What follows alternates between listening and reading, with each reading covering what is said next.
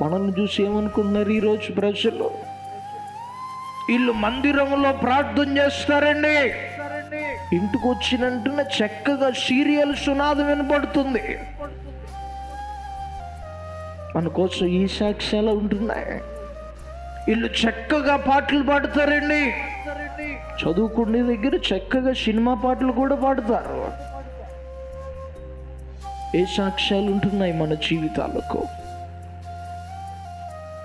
నీతిమంతుడైన వాడు మరింత నీతిమంతుడుగా బ్రతుకుమని మనమేమో చెప్తున్నారు. పాస్టర్ గారు రాట్ల సమస్య, చెప్తున్నారు పాస్టర్ గారు రాట్ల సమస్య. పాస్టర్ గారు చెప్తున్నారు అనుకున్నంత కాలము బ్రతుకులో మార్పు మనకి మాట్లాడుతుంది పాస్టర్ గారు కాదు.